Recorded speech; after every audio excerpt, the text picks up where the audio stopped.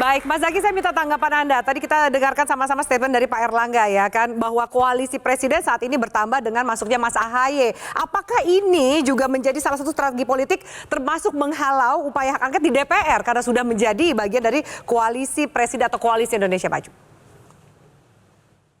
Wah, yang setahu saya waktu disampaikan ke Mas AHY, Pak Jokowi tidak berbicara mengenai itu ya.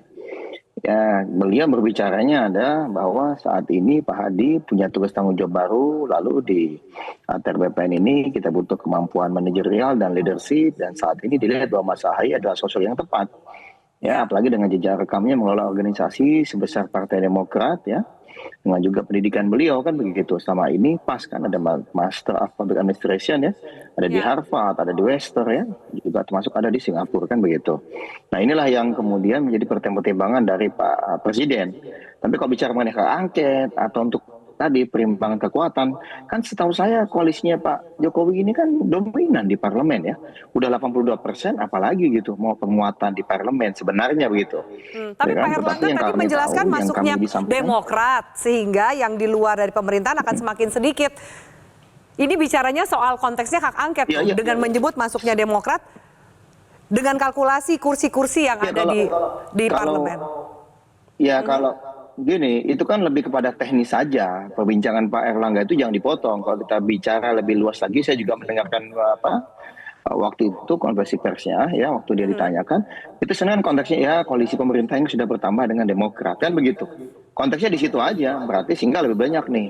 Nah, pertanyaannya nih, hak angket ini yang mengajukan sebenarnya koalisi pemerintah atau koalisi yang di luar pemerintahan. Nah, ini kan menjadi kebingungan juga nih.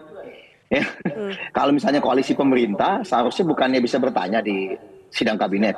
Tadi pagi misalnya kan baru ada tuh sidang kabinet paripurna kan. Misalnya ada yang merasa kurang puas, mungkin partai tertentu punya menteri di kabinet bisa nanya ke Pak Presiden. Pak Presiden, gini-gini, kenapa nih gitu Pak Presiden gitu kan. Karena kalau masih di dalam koalisi kan begitu.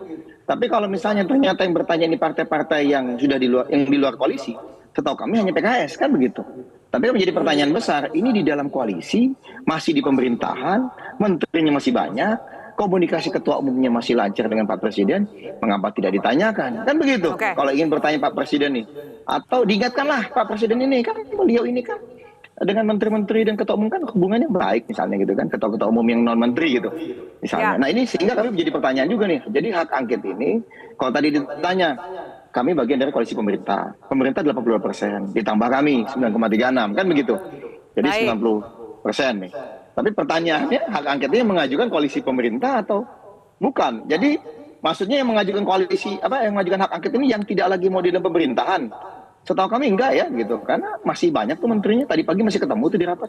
Masih pun menjadi kontradiktif tadi lagi-lagi.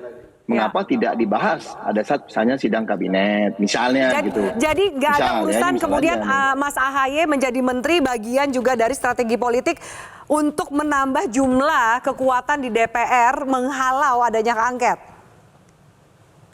Tidak ada satupun komunikasi itu dari Bapak Presiden kepada Mas AHY.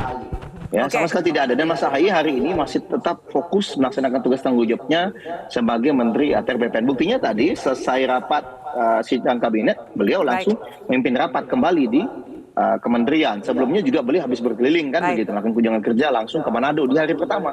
Jadi fokus bekerja nih, nggak ada, belum tahu saya nih fokus lobby-lobbynya kapan ini. Gitu, yang kami tahu beliau bekerja sebagai menteri. Jelajahi cara baru mendapatkan informasi. Download Metro TV Extend sekarang.